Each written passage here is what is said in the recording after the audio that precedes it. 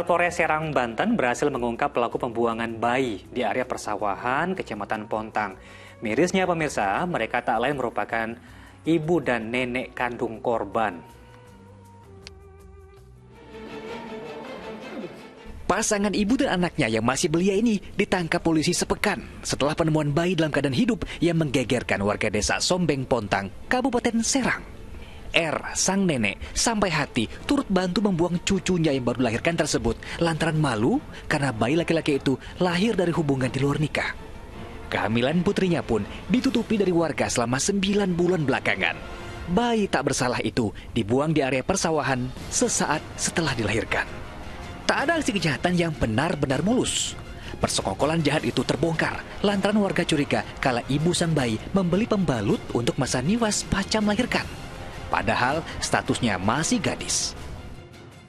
Modus yang dilakukan oleh saudari N maupun orang tuanya R adalah untuk bayi tersebut agar dipelihara atau diurus oleh orang lain dan untuk agar masyarakat tidak mengetahui bahwa si N ini dalam keadaan hamil.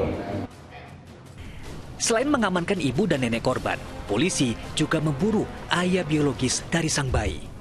Ketiganya terancam hukuman 7 tahun penjara. Sementara bayi laki-laki tersebut kini kondisinya berangsur pulih dalam perawatan Pusat Pelayanan Terpadu Pemberdayaan Perempuan dan Anak P2TP 2A. Ariel Maranus melaporkan dari Kabupaten Serang, Banten. Nah, lain lagi di Sumatera Selatan berikut ini. Akibat akses jalan yang sulit dilalui, membuat seorang ibu hamil yang hendak melahirkan terpaksa ditandu ke rumah sakit. Mirisnya, sang bayi meninggal dalam kandungan saat dalam perjalanan.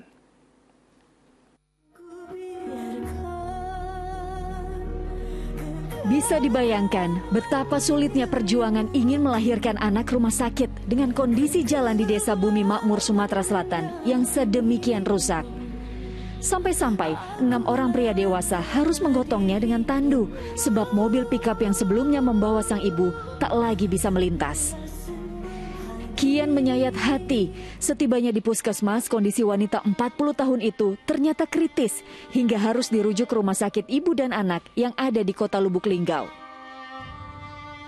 Tapi apa daya, takdir berkata lain. Bayi sudah meninggal dalam kandungan saat perjalanan. Sementara kondisi ibunya sehat, usai dilakukan operasi pengangkatan bayi. Kondisinya memang sudah gawat, saat di sini detak jantung bayi memang sudah tidak terasa. Namun setelah itu langsung dilakukan tindakan operasi sesar untuk mengeluarkan bayinya. Rusaknya jalanan desa menjadi PR yang belum terselesaikan. Bukan saja mengganggu aktivitas perekonomian, tapi acap kali menjadi penghalang jika dalam kondisi darurat. Yanuar Ihrom melaporkan dari Kota Lubuk Linggau, Sumatera Selatan. Subhanallah, ini dua berita yang baru saja kita saksikan adalah contoh yang kontras ya antara sikap yang dipilih oleh dua orang ibu. Ibu yang pertama menyanyiakan bayinya, sedangkan yang kedua berjuang untuk melahirkan bayinya. Saya ingin ke Ustaz Arifin. Ustaz, menjadi seorang ibu tentu bukan hal yang mudah, apalagi ketika melahirkan anak pertama. Nah, karena itu mungkin bisa diberikan tausiah penyemangat Ustaz ini untuk para calon ibu ataupun ibu baru, begitu. Ya, betul, menjadi ibu itu tidak mudah, karena itu pahala yang akan diperoleh oleh seorang ibu ya dari mengandung sampai melahirkan sampai membesarkan itu luar biasa. Dan sebaliknya ketika seorang anak durhaka pada ibunya, itu durhakanya juga, dosanya juga besar sekali gitu. Ini karena memang tidak mudah seperti yang Mas Jimmy tadi katakan. Kalau tentang ibu yang baru hamil gitu ya, yang motivasi lah katakan, itu mari kita coba hubungkan itu keadaan seorang ibu yang hamil dengan berhentinya menstruasi. Ya kan, seorang ibu yang hamil kan tidak menstruasi kecuali dalam kasus-kasus yang sangat jarang lah ya. Yang umumnya perempuan yang hamil itu tidak menstruasi. Apa artinya itu? Artinya adalah bahwa masa-masa kehamilan itu perempuan kan ibadahnya menjadi penuh. Dia tidak menstruasi berarti sholatnya harus jalan terus, baca Qur'annya, zikirnya. Nah, itu ada yang menghubungkan bahwa itu memang dibuat sedemikian, tentu ada alasan kesehatan, ada alasan alasan mekanisme tubuh. Tapi secara agamanya ada yang memandang bahwa itulah hikmah dibalik mengapa perempuan hamil tidak mengalami haid umumnya. Itu dimaksudkan agar pada masa-masa kehamilan itu perempuan lebih banyak berkonsentrasi pada, selain merawat kehamilannya, juga berkonsentrasi pada ibadah, karena tidak ada alasan untuk tidak beribadah. Toh tidak sedang menstruasi gitu, baca Quran sebanyak mungkin, khatam berkali-kali. Bahkan ada ibu hamil yang ketika hamil itu mengulang Al-Quran, hafal sampai berkali-kali, sehingga anaknya nanti begitu lahir dan pada masa pertumbuhannya itu mudah sekali membaca Al-Quran dan menghafalkan Al-Quran. Itu kan kalau kita percaya pada penelitian yang mengatakan bahwa janin pun sudah bisa berkomunikasi dengan ibunya pada usia tertentu, itu sangat mungkin terjadi. Ketika yang dilantunkan, yang keluar dari mulut sang ibu yang sedang hamil itu adalah Al-Quran, zikir-zikir, kata-kata yang baik, itu akan berpengaruh besar pada janin, karena itu yang dia dengar dari dalam perut ibunya. Nah, memang dulu kan kita pernah mengetahui juga lah pada masa saya kecil dulu, seorang ibu pantang ini, pantang itu, cuma tidak dijelaskan secara agama. Katanya kalau ngomong jahat, ngomong yang buruk, bayinya akan cacat.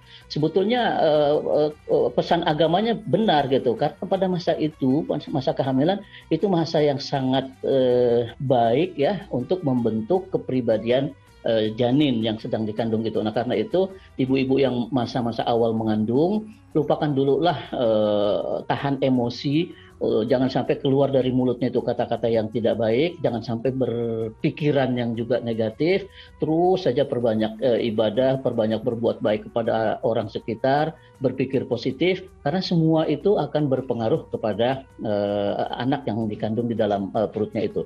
Yang berikutnya saya kira juga tanggung jawab bahwa kehamilan itu adalah sebuah amanah, titipan dari Allah, itu juga saya kira perlu kita terus ingat-ingat dan tanamkan dalam diri kita, sehingga kita tidak mudah-mudah berpikir seperti kasus yang tadi, begitu lahir bayinya cacat, kita tidak bisa menerima umpamanya, waduh kok sayanya sehat, suami saya sehat, kok anak saya bisa cacat ya.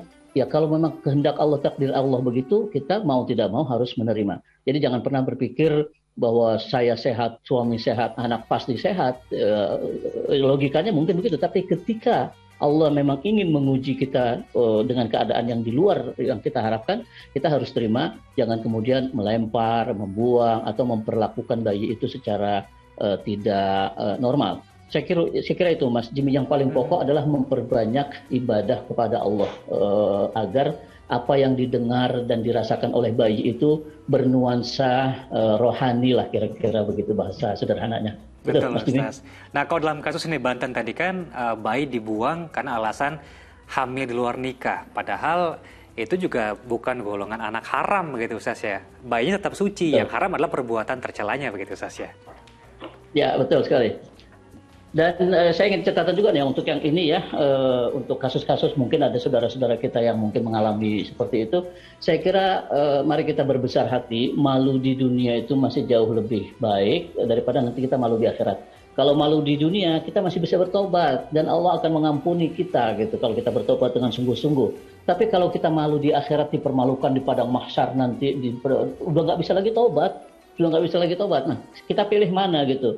Jadi kalaupun sudah telanjur ada yang mengandung di luar nikah, tetaplah anak itu kita terima sebagai amanat Tuhan. Allah yang menitipkan itu kepada kita, walaupun cara yang kita lakukan salah, tidak dibenarkan oleh agama. Tapi anak itu adalah tetap titipan Tuhan yang harus kita pelihara. Allah menitipkan melalui kandungan kita loh, bukan melalui kandungan orang lain. Bagi laki-laki juga begitu, Allah menitip anak itu melalui sperma kamu loh, bukan melalui sperma orang lain. Kenapa kemudian kita berpikir menyia-nyiakan, membuang itu? Nanti kita akan dipermalukan di akhirat kalau kita tidak tobat sekarang. Nah, karena itu lebih baik kita terima apa adanya, jangan dibuang seperti itu, walaupun alasannya nanti kan akan ada yang memungut. Iya, kalau ada yang mengambil. Kalau ternyata mati, kita dosa, itu sudah zinanya dosa, membuat bayi matinya dosa lagi. Tapi kalau kita pelihara dan kita tobat, itu dosa-dosa zina kita akan diampuni oleh Allah karena kita merawat dengan baik anak yang kita lahirkan itu saya kira lebih baik malu di dunia deh daripada nanti kita malu di akhirat di hadapan padang mahsyar orang yang sekian banyak kita dipermalukan oleh Allah. Nih dulu pezina, nih dulu membuang anak. Nah, sebelum itu terjadi kita malu di dunia dan kita bertobat itu jauh lebih baik karena pintu tobat selalu terbuka. Allah tidak pernah menutup pintu tobat siang dan malam. Begitu, ada banyak cara untuk membasuh dosa begitu, Ses ya.